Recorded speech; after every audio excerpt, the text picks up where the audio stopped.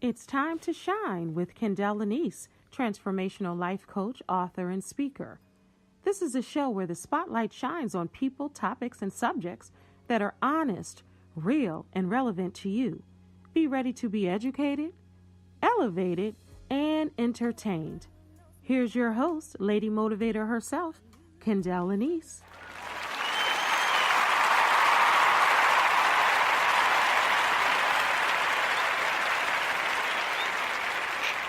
Hey, everybody. Happy Wednesday. Welcome to Shine. Thank you for shining with me.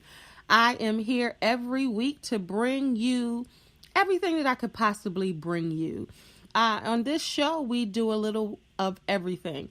I will make you laugh, make you cry, make you think, make you want to be better and do better. As a life coach, that is my mission. That is my goal. Always to uplift, inspire, and encourage you. I think it's very important to do that for other people. It's important to give what you know and give what you are taught. So I'm going to take a quick break. I'm going to come back with our life note for today's show. Be right back. Thank you for shining with me, Kendall Lanise. If you're here for the very first time, thank you for tuning in. Please subscribe to the show and don't forget to tell your friends and family about Shine. We'll be right back. All right, it's time for this week's life note. All right, this week's life note. For those of you tuning in for the first time, if you don't know what a life note is, I usually give a life note during my show, and it's a quote to carry you through the show, through the rest of the week, and through your life. It's something that makes you say, So today's life note is, my past is my past. It made me who I am. I have no regrets. Wouldn't change a thing. I just don't live there anymore. That is the life note for today's show. I'm going to read it one more time before I introduce our guest. My past is my past. It made me who I am. I have no regrets. Wouldn't change a thing. I just don't live there anymore. That is our life note for today. All right. So if you tuned in last week, you know this is part 2 with Valencia J. And if you haven't tuned in before and this is your first show, go back to listen to the previous shows, especially part 1 of today's show.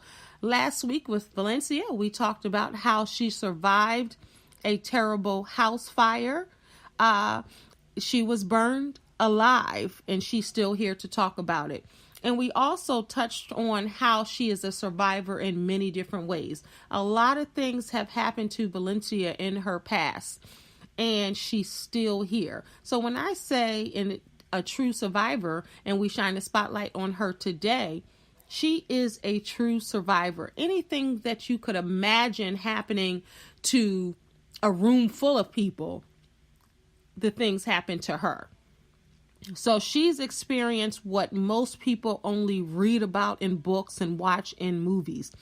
And I encourage her to write a book because she has so many different stories. And you would listen to the stories and say, wow, she's really good. She can make up these stories. Nope. They've happened in her life. So hopefully, and I know she will soon, and we've talked about it before, writing an autobiography, because her stories and the things that have happened to her, they've happened to other people. And when we shine the light on them, they don't become secret. They're no longer secrets. And we take the bullets out of the gun when we tell our own truths and we share our own stories. So without further ado, Miss Valencia J, welcome to Shine. Thank you for shining with me. Hello. Hey. How are you? I'm good. How are you? I am fabulous. Welcome back to Shine. Thank you for having me. So, as we talked earlier, I'm trying to find out where to start because there are so many places to start. But I don't want to start all the way back to the beginning.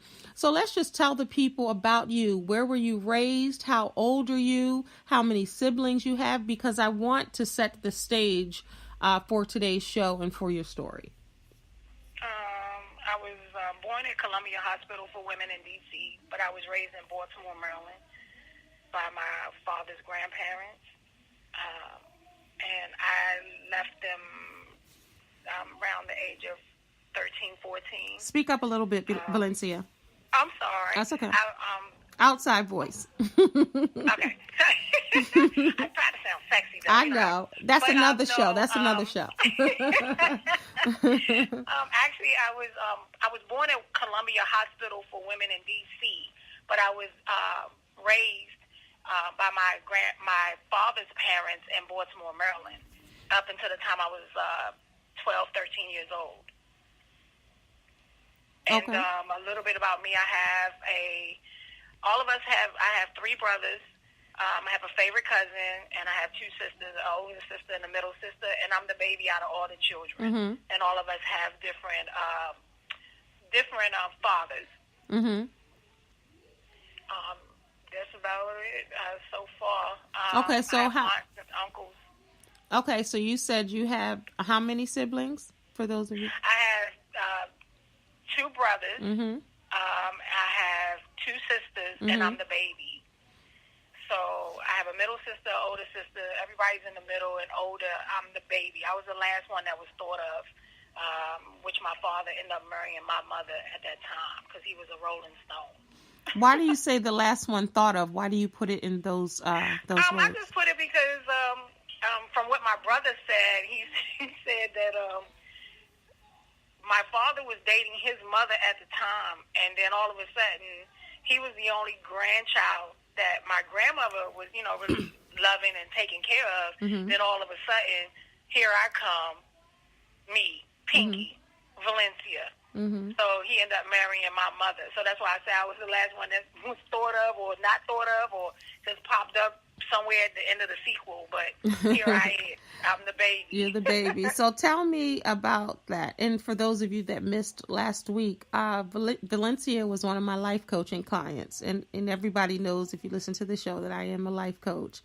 And you hold a special place in my heart. You always will, Miss Valencia. Oh, thank you. Absolutely. So tell me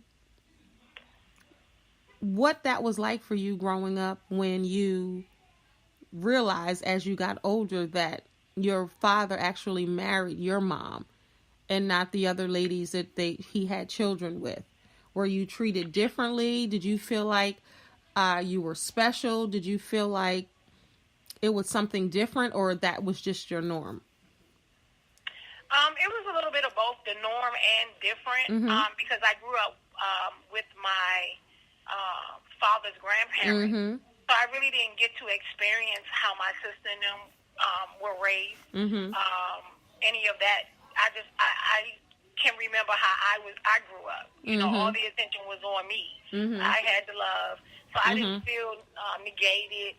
I didn't feel like I wasn't special at that time. I felt, my grandmother was old school. You're a lady, treat yourself as such, and Mm-hmm. that's how I'm going to raise you, and that's that. So at that time, I didn't feel any type of way. I knew I had brothers and sisters, but I knew I had the love of my grandparents. Mm-hmm. At that time, that's all I knew. Right. So you talked about your dad being a Rolling Stone, and you talked about him marrying your mom. But you also had a complicated relationship with your dad. Do you want to tell our listeners about that? Complicated, yeah. Rolling Stone, out there, living his life.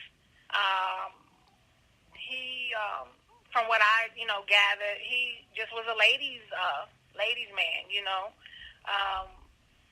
When it came to having complications, what I've learned, and I learned down the line as I got older, was that my grandmother was very hard on him and very negative to him, and Mm-hmm. she tried to make it up through the grandchildren. So the love that he wanted from her, he didn't get that. Mm-hmm. So when I say complicated, he couldn't reciprocate anything to me.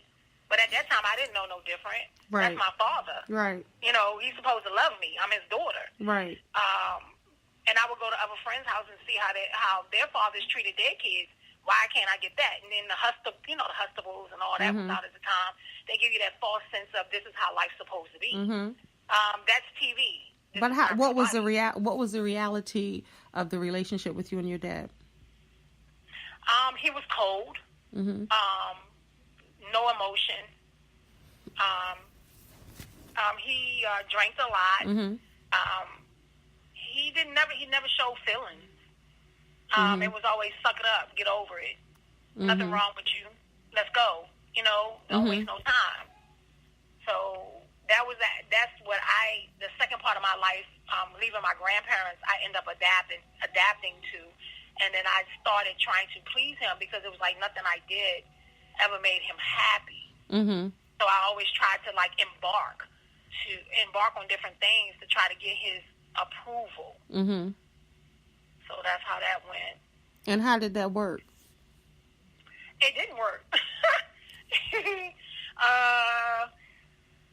I started seeking, as I got older, seeking approval from people outside, older men, being around guys all the time. I mean, I grew up around that, but there was only a certain level with my grandparents you can only take so many steps with. Mm-hmm. With my mother and father, when I got with them, my mom was the one that always covered up so much. He might have fussed about it with her, but she wasn't like my mom. She was like my best friend. Mm-hmm. So it was like, if I wanted to come home late one morning, hey, Ma, it's 6. I know she had to be at work at a certain time. If I was hanging out all night, I'd get home at 5:30 in the morning. I'd call and tell her I'm out back. She'll unlock the back door. Mm-hmm. So it gave me the authority, okay, I got more freedom than what I had before. Right.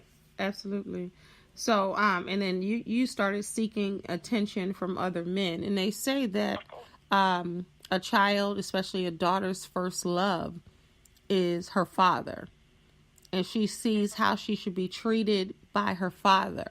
Her father treats her the way that her future boyfriend, fiance, and husband should treat her.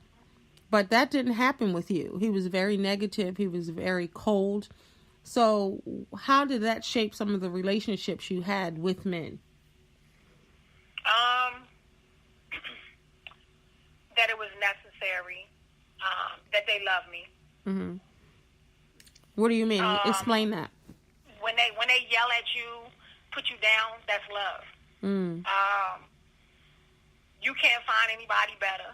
Mm-hmm. And the reason I say that is because I watch my mom sugarcoat things, or she didn't want to deal with things in a sense of, go ahead and let him fuss about it, go to sleep, whatever, and, don't worry about it. Mm-hmm. Or they will fuss for a little bit, or she'll just go upstairs and ignore the whole situation instead of saying, you're not going to treat me this way. Mm-hmm. So I watched how she allowed certain things go on. So I felt that's how I was supposed to be treated. Right.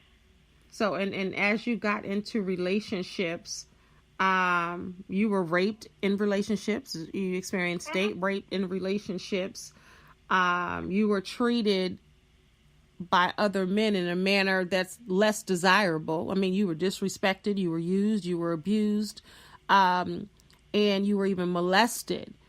Because there is a difference between molested and rape, and it's different, but it's one and the same. You've been raped by family members. You've been raped by a police officer. You were raped by a pastor. I mean, several different people violated you sexually and assaulted you in that manner. What does that do to a young girl and a young adult? What does that do to your mind? How do you start feeling about men and your body and sex after those tragic things happen to you? Well, let me make sure it's very clear.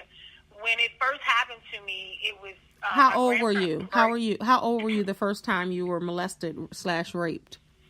12. Okay. By who? That's 12. The pastor of our church. Okay, let's talk about it. I did not know that's what that was. Let me just make it very clear. My grandparents were very heavily in the church. I was a missionary. I did all those things. This pastor was very highly respected. My grandmother had so much respect for him. He would have me sit on his lap. if I wore, like, for church, you wear dresses and skirts and stuff, he would put his hand up my back or up my skirt. But because my grandparents, they didn't know what that was. I didn't know what that was. Mm-hmm. I felt it was the norm. Mm-hmm. Like, okay. When it first happened, I never said anything. And then there was another situation that happened in the pastor's office where it ended up being sexual. At that time, I just thought that's what I was supposed to do. My grandparents have a lot of respect. And I didn't know at that time if that was right or wrong. Mm-hmm. Being a young lady, not taught, my grandmother made me sit on the steps, and you don't go to guys' houses. They come to your step. They want to talk to you, they come to the step. There was always a respect level when it came to, like, guys that wanted to say, hey, hang out or whatever. But at the same given time, this is who she trusted. This is who she was up against for a very long time. So I'm thinking, that's my grandparents. I trust this. So I never brought that situation up at all. I just thought, okay, it happened, and that was that. Mm-hmm. And then when did you discover that it was wrong? I actually really discovered that, I will honestly say, 6 years ago. And how is that? So you never told your grandparents about what happened? No. Okay, no. So tell me what happened 6 years ago. Just, when you in your deep thought process and going through so many things, I really started, when you're raised in your household to be grounded in the church. Anybody that know what I'm talking about will agree. Mm-hmm. Oh, you go to church, you praise God. I'm not saying I don't believe in God. I'm not saying that he doesn't make things happen. But what I'm saying is, we as humans, if you don't go to church, you don't do this. Every Sunday you got to pay your tithes. It's always rules to the game. Mm-hmm. So I knew for a very long time to play the game because that's all I was taught. There was a situation that happened, and I think I was in therapy at the time. I was still married. At the time, and it was just a scenario that came up, and I was just, I think, talking to you. I think when you was my life coach, I don't think it's been 6 years, but around that time, when we start talking about things, when people start making you think about things, and then you think about situations after that, like, I was really molested. Right. And it was okay. Right. But nobody knew because I didn't know what it was. Right. Right. So you didn't have this scenario that a lot of people have where you knew it was wrong. They molested you and you told your grandparents or parents and they didn't believe you. You didn't even mention it because you weren't unsure of what was happening. Right. So that was the first time you were molested, and then it just continued. It became a cycle. A cycle. What ages were you violated in that manner? Well, the pastor was first. Then I would say, not trying to be funny, I think I had like a 3-year break. There was a gentleman that I knew. We were really cool. He's like a play brother to me. We was hanging out, and he, wanted to, how you give somebody a hug, but you really not, you're like, okay, you my friend, you do that little naive stuff. Oh, you my friend, okay, cool. Then you kiss, and you're like, okay, let me go. No, let me spend some time with you. And then it was, let me just put, my hand on it. Okay, just your hand. Okay. Then it ended up being something else, and then it ended up being more aggressive. Right. So it was to the point where I was too naive to the point, like, okay. And you were 14. I was 14 going on 15 years old. So he was pushing the situation, but before I can realize this is what it was, it had already happened. And the last thing I remember him saying to me, I hope you don't believe that I raped you. Which meant he raped you. He knew what he was doing. He knew what he right. And then how... That was another secret I kept. When did you first reveal that? Throughout the therapy. Throughout some therapies that I've been in. And I always say children see the hardest time. And a lot of people don't know what children go through. And it shapes your adulthood. And people don't realize that, because a lot of people are walking around as adults, but they're still suffering the traumas that they had as a child, as children.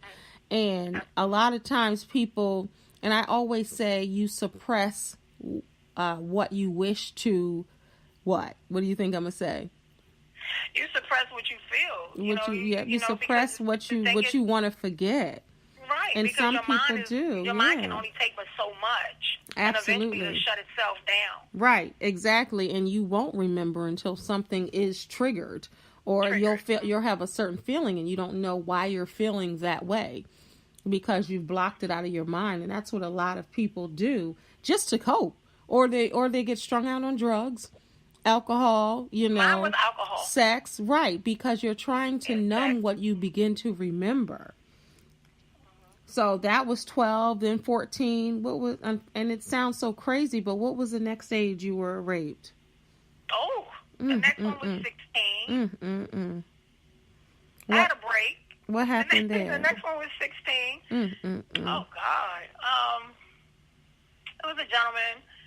We was in the same age. Well, throughout the situations, like you say, you tend to forget and not realize what's going on. I started dating older guys. So dating the older guys was because my father was so negative. I didn't have that male support at the time. That's why it's so important. Dads, if you're out there listening, you have daughters, you have to spend that time with your daughters. You have to spend that quality time, that positive time with your daughters. It's crucial, because you are who they're looking at. You are their role model. You are their everything. When you deal with a little girl and their father, that father sets the stage for her relationship with men for the rest of her life. And some people think, oh yeah, if I'm there, if I'm in the house, then I am being a father. I am setting that tone. But it's not about just being there. It's about showing up and really showing your daughter the love that she deserves, and showing your daughter's sons too the love that they deserve, because if not, they are going to seek it somewhere else. They are going to have that father figure somewhere else. And that's when the trouble begins. Go ahead, continue, Valencia. I was dating older guys. You're young. You have a sexual side of yourself. So you think you know sex. You don't. Right, because you were introduced it in a negative way. Right. In a premature but in my mind, way. I didn't think that at that time. Right. Yeah. I think I started. I partied a lot. I hung out with a lot of people. Now not every guy at that time was really trying to be intimate, but I had guys that had interest in me sexually. They were older. They would take me out. And I'm thinking that's how it's supposed to be, and it ended up being where, okay, let me just give a part of my body. Right, because you used your body for sex to get what? Right. To do what? The attention and the love that I wasn't getting. From your dad? From my dad. So you found when you gave your body unwillingly or willingly, you felt I got how? attention. You got attention. And what did that attention make you feel? What was it? At that time, it made me feel powerful, but, I mean, it don't last for 24 hours, because once it's over and they drop you off at home, they on to the next. I mean, they're moving on. You're not the flavor of the day. And when you were raped by... you have to... Go ahead. You have to keep calling, or when they call you, it's, what we doing tonight? Right. Or, well, I want, or, okay, we'll go out and get something to eat, and we get something to eat, and be like, well, I want you to, spend the night at my house. Right. You feel like special. Right. But you don't know who he had the night before. Right. Or the night before that in his bed. Right. But you feel like that time that you're attentive. Right. Or somebody's paying attention, being attentive to you. So, there was times I wouldn't come home for 3-4 days at a time. I'd be in New York. I would be gone, and then I'd come home, change clothes, go to work, or finish school, go to school and do my thing. I'd come home 6 in the morning, go to sleep for an hour, and go to school. Yeah. And that was just the cycle. That was a cycle. That was my life. So I mentioned earlier that you were raped by a police officer. And when I think about that, because they're supposed to protect and serve, and years ago, many, many years ago, I was stalked. One of the times I was stalked, which is crazy. But I remember I was outside and I flagged a policeman down. And the police came, took the information, all of that. And it was so funny, well, not funny, funny, but very interesting, funny that, I gave the information and all of that. So my birthday was coming up. This was June, and this was, like I said, many, many moons ago. And don't you know that policeman ended up stalking me, calling me, took my number off of the, I guess, complaint or the write-up, the whatever you want to call it. And he called me. He sent me flowers for my birthday. I mean, and that was a whole other thing. So when I think about police officers and I think about one raping you, unfortunately, I'm not surprised.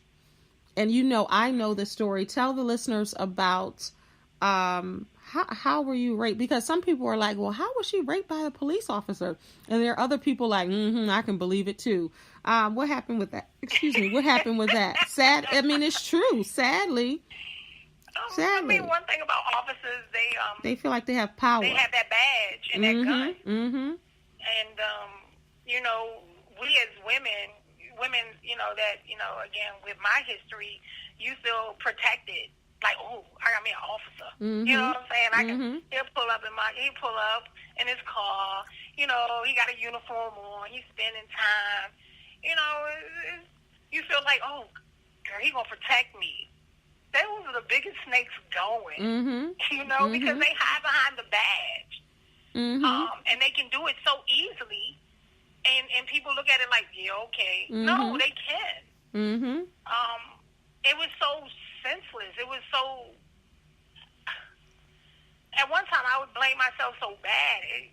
I guess I should have saw it coming, but I didn't see it coming because I was just so wrapped up into him. Like, okay, he's going to protect me. Right. My father was very negative. Right. If anything go wrong, he can come pick me up. He can come, protect me, and I can chill in his house. No me, no. He get it. He respect. He got the law. Why would he want to jeopardize himself? He was almost your savior, in a sense. Yeah. You thought that he would protect you, as we're often taught. A blind sense of protection. Right. And of course, I just want to put that disclaimer out there. Of course, we have good police officers out there. Yeah, but we have... everybody's not bad. Right. Everybody's but we also bad. have not so good. I mean, and that's with every profession. That's with every human being walking. Because what we have to understand about people in roles and people with different positions and, different authority figures, everybody has been through some things. Everybody has past experiences. Everybody experienced things when they were children or adults. So everybody is suffering from some type of trauma, whether it's your father wasn't there or your mother wasn't there or you got molested or raped or you got violated in some other way or you got abused or beaten. Whatever it is, somebody experienced something. It doesn't have to be that traumatic, but there's something in everyone's past because nobody's life is perfect or was perfect or will ever be perfect. So I mentioned being physically abused, mentally abused. I talked about getting beaten. And that's happened with you also. Yeah, that was at 16.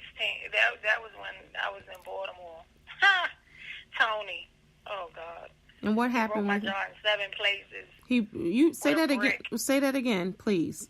He broke my jaw in 7 places with a brick in front of his mother's house. What happened with that? What happened with Tony? I talked back. I was doing some things. When you being rebellious, you being real rebellious, you run the street. You think, okay, you can get away with things, and, you want to do you. Your friends able to go skating. Your friends able to go where they want to go. And my grandmother got me sitting on the steps. As soon as you get a moment of freedom, you want to do you. And that wasn't such a great move. Right. I used to do some bad things, steal cars, little stuff like that. When Steal things were cars, stealable. little You stuff can't like steal them that.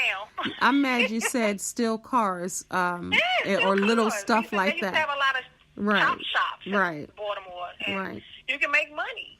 And Because you were around. very rebellious, because you were, and it's often, and this is not everybody, because I don't want everyone to be like, oh, everybody's not like that.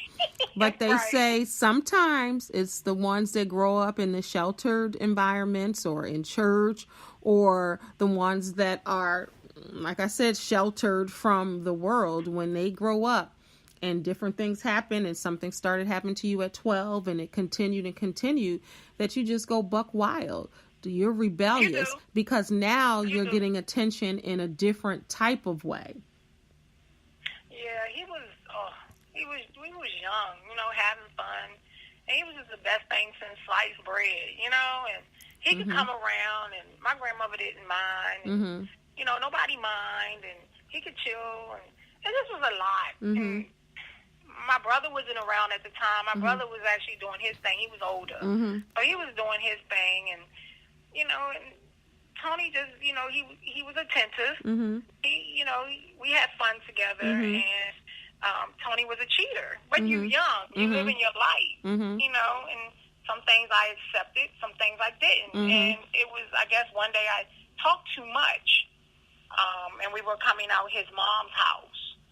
And there's a brick to this day that does not lay in her yard. Like, if you put it up, it's not settled in the ground.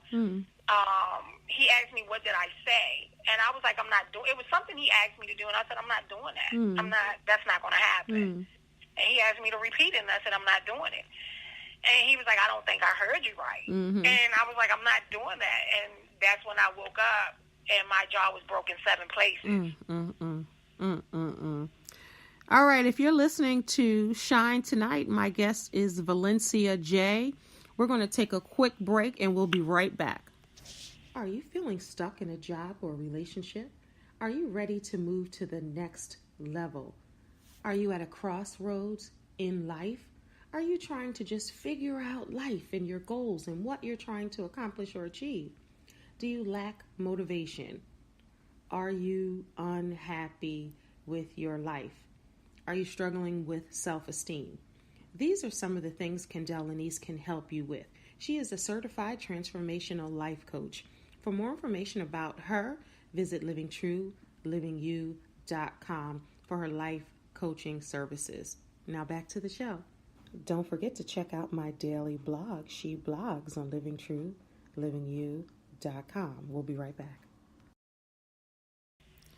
We'll be right back, and we are back. All right, so we were talking about, I just wanted to take a quick moment and talk about, I'm going to use this last 10 minutes to talk about not what happened to you, but talk about how you survived it and what you learned from the experiences that you've experienced in life. Therapy. I think that, therapy may not work for everyone, but you wouldn't know until you try it. What really worked for me was therapy. I went through a series of therapists. You don't have to settle with one. If you don't feel comfortable, go somewhere else. But just talking about it,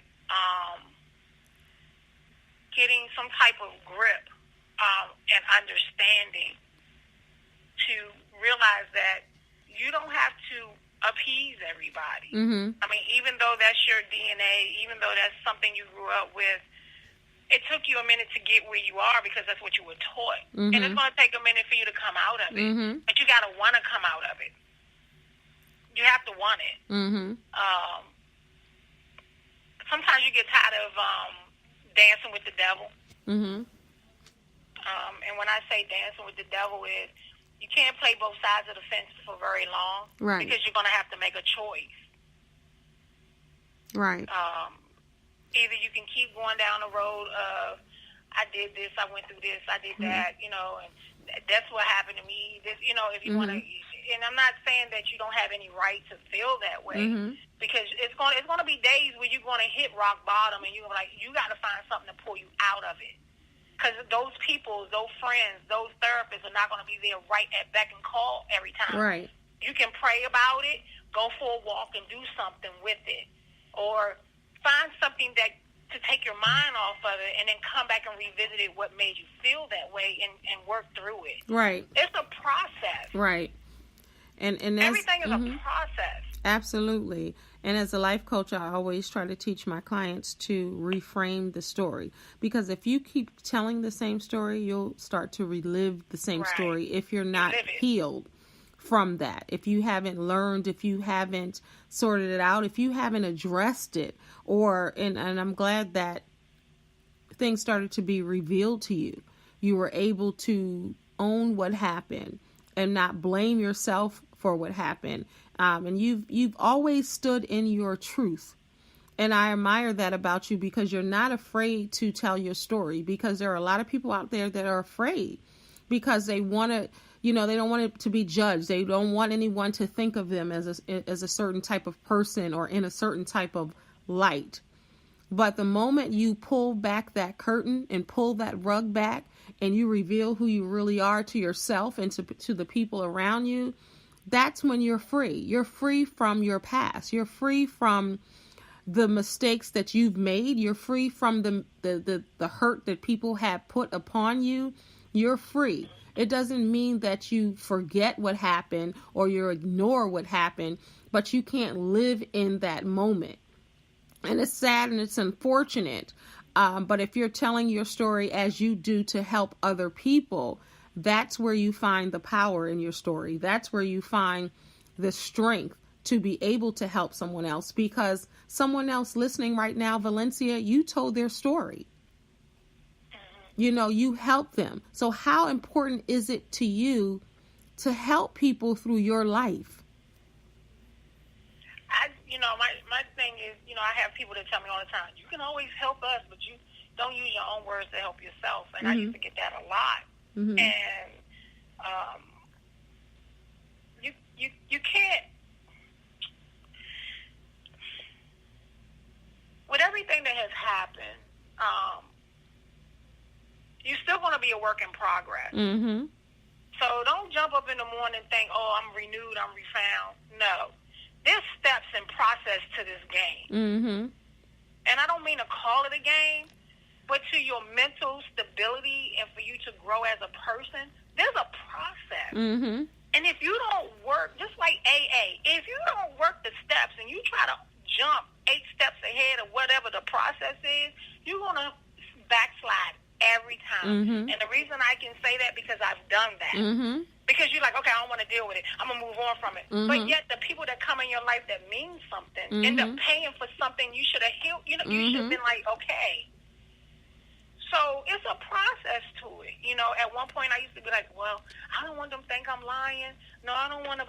I really don't care anymore. Right. Because my truth is my truth, and I walked it. Right. And until the day you can put on my shoes and walk where I walk and been where I've been, you really don't have nothing to say to me. Right. There's nothing you can do to me. I've already been broken. Right. I've already been bruised.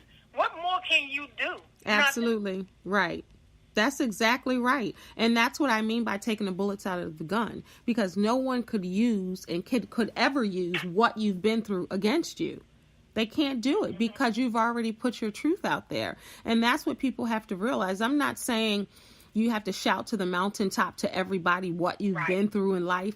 But if you're still suffering through it and you can't sleep at night because you're thinking about the things that have happened to you, you're afraid that people will find out your truth, you're just scared of your own shadow, that's when you have to pull the curtain back and reveal to yourself who you are. Because if you've made it through anything, and this is for everyone out there, if you've made it through anything, that means that you are a survivor, you are a victor, and you are still here for a reason.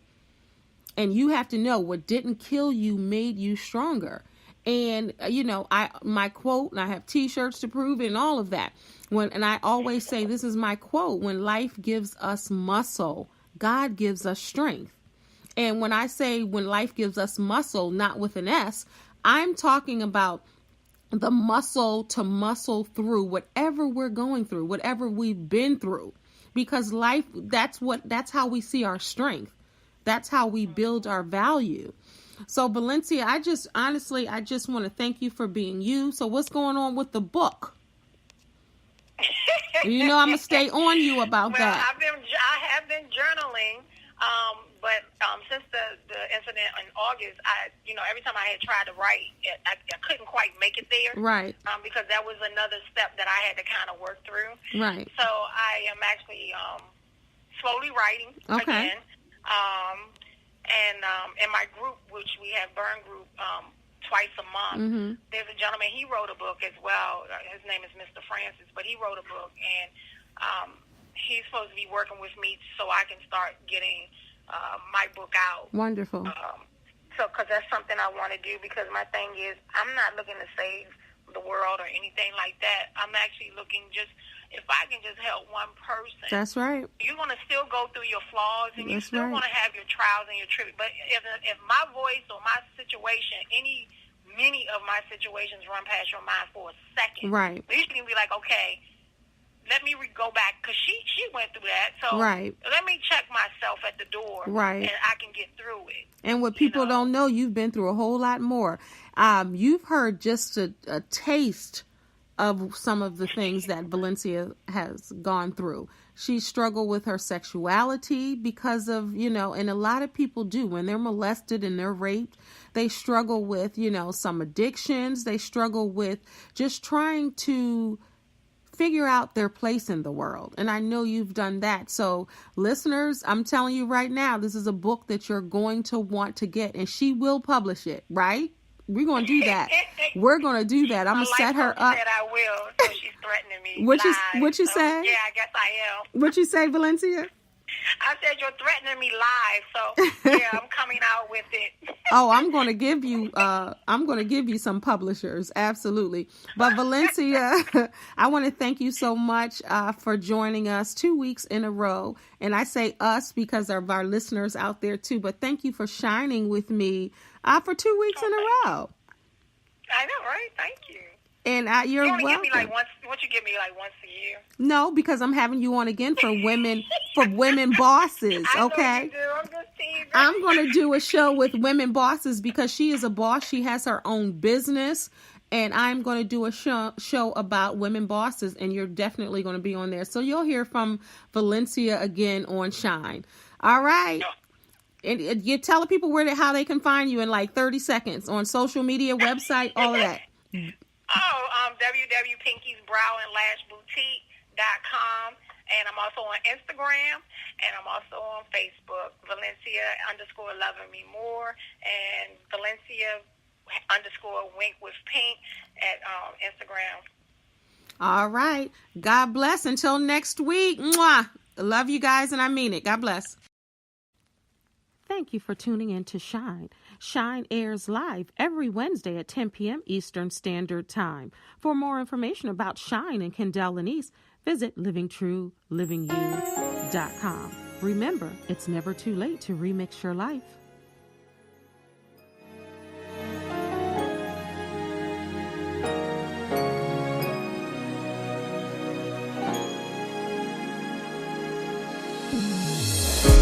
The one who knows my heart, I knew it from the start.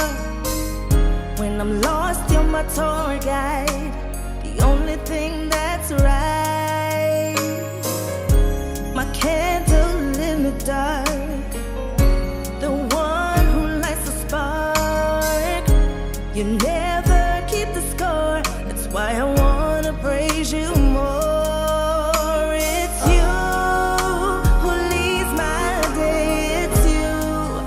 Why I stand here and say, with you, I'm not alone.